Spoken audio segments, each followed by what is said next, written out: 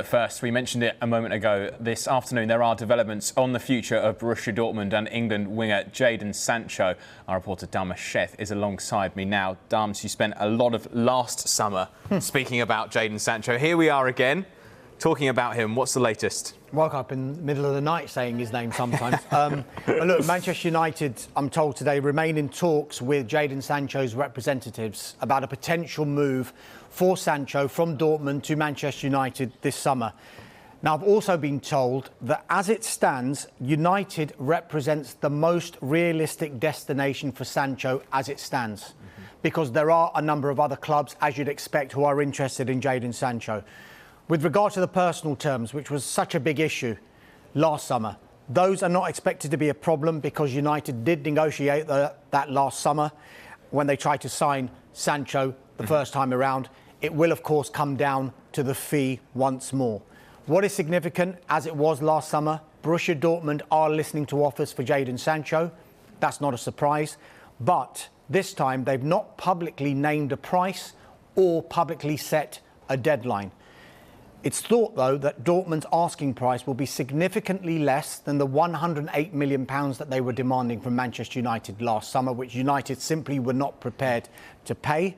Is there any reason for that, the lower price? Or... Well, pandemic is one, but also after this summer, Jadon Sancho will have entered the final 2 years of his contract. So what's to say Jadon Sancho not saying, oh, I'll just sit the rest of my contract out? If he sits out another year, then Dortmund are 6 months away from losing him for free in a pre-contract agreement. So I think the simple timing of it will dictate that the price will come down, and the fact that we've been in a pandemic as well, where finances have been hit for every club in every league. Some has suggested to me that they could deal at around £80 million.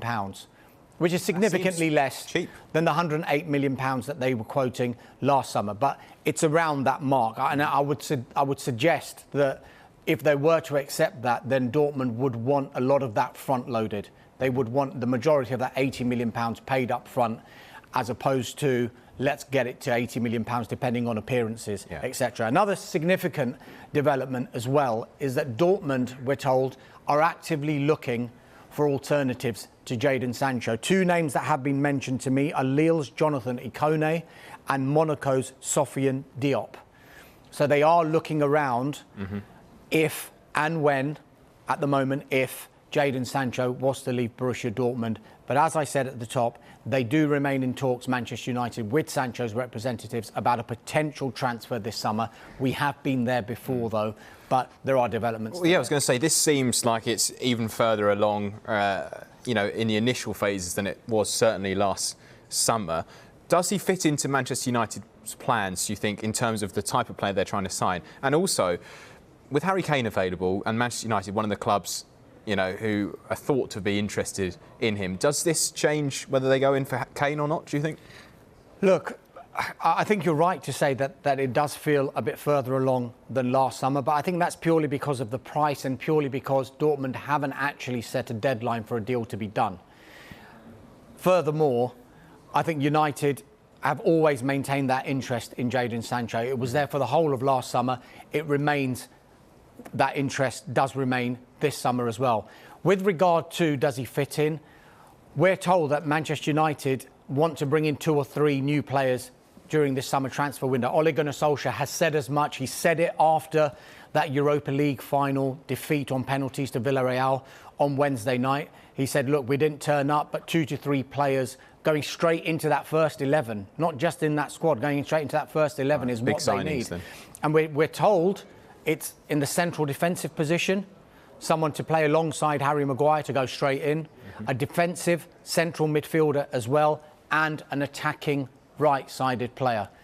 By definition, that would be Jadon Sancho. So yes, he would fit in to that. With regard to Harry Kane, I know Manchester United are one of the clubs who have been interested in Harry Kane.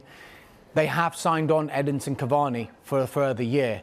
Now, I just wonder how far down the priority list a striker would be, because if they were to spend what it would require to get Harry Kane to Old Trafford, you're looking at in excess of £120 million potentially.